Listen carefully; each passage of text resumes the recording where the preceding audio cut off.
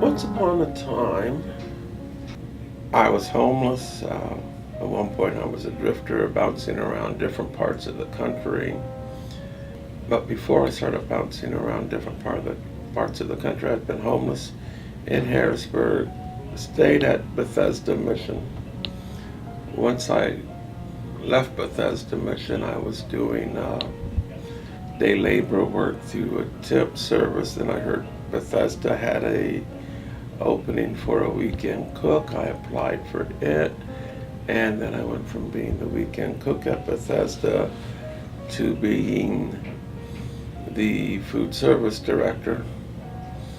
Then there was a disagreement with management, and that was when I just left and became a drifter for a few years.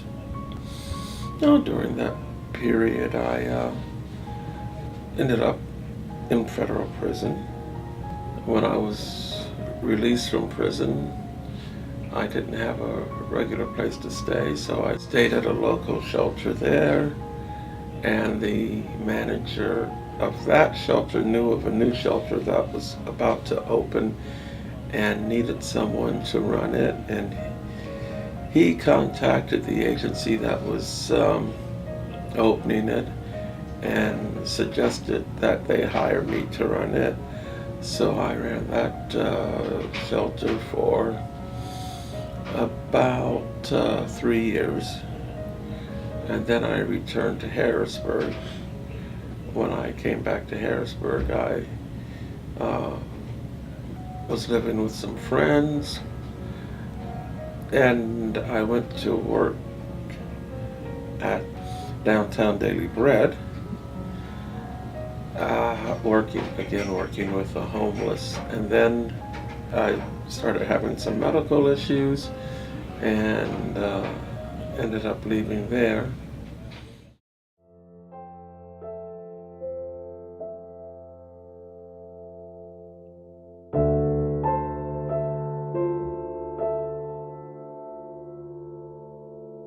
Two and a half years ago, I fell in my apartment building in the laundry room and I broke my back. I had to quit my job. I went for unemployment, and unemployment said because of the situation, I couldn't get unemployment. I had a little bit of savings behind me, and I was able to stay in the apartment building for about 2 to 3 months, and then I asked them if they would be willing to work with me until I was able to get on my feet financially. Well, they weren't willing to work with me. They said I had to get out. So the only option available to me was the YWCA.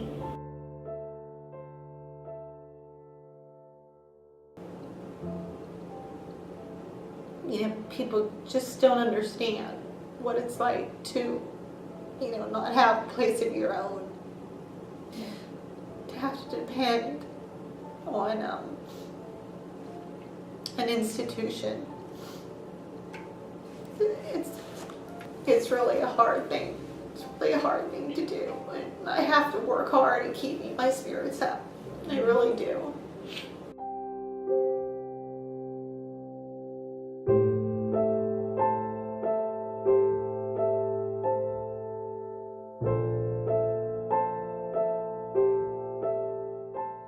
Hi, my name is Clarissa. I'm 44 years old. I have 3 kids. Well, my name is Selena, and I am 17 years old. I'm a single mother, always been taking care of my kids. It was hard.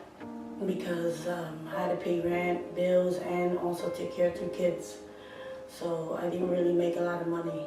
At that time, my daughter went through some trauma. My oldest daughter, she had PTSD and bipolar disorder, and it was hard because she was always in the hospital.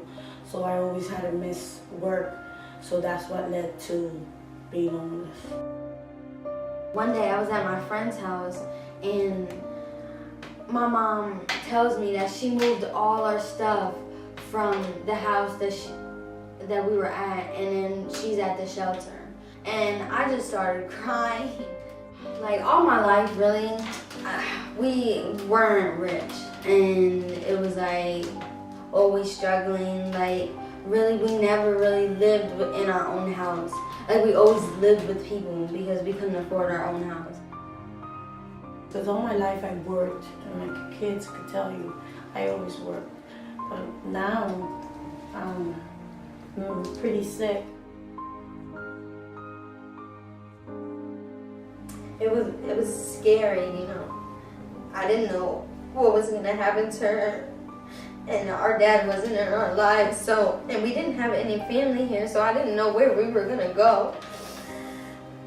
And who would accept us, you know. We went to the YWCA, it's also the shelter.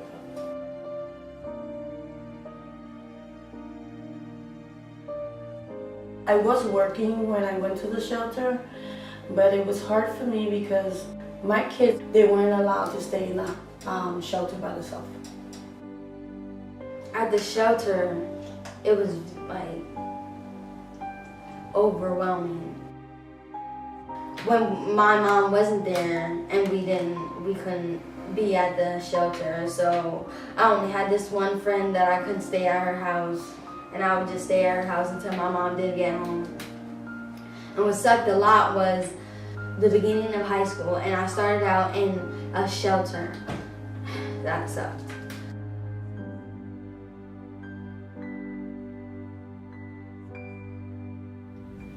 The support network is an extremely important thing. If you don't have anybody to rely on, anybody you can count on for helping you, then you're pretty much lost. And quite often the support network that they do have are other homeless people. So there are limitations on what they can do for each other.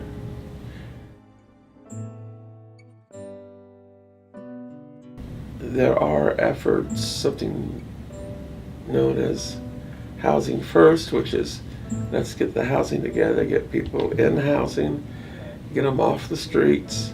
If you're homeless and on the streets, or living in an encampment or living in your car, there's a problem of self-care.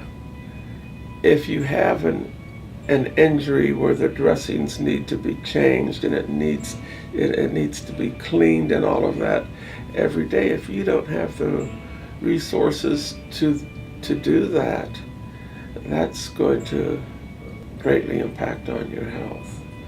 I think that Housing First idea is a great one. If the doctor says go home and stay in bed, they have a bed to go home and stay in.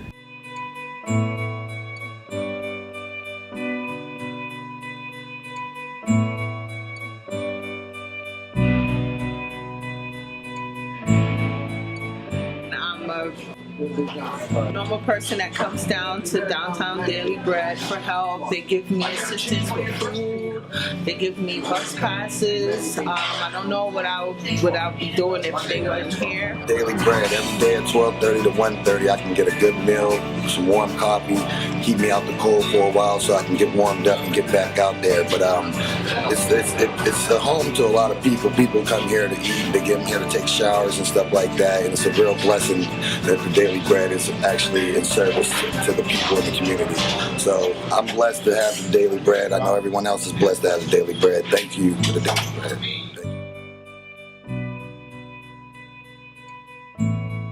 Don't give up on a person because 10 or 20 bad experiences before them. Each person is different and each person deserves to be given a chance.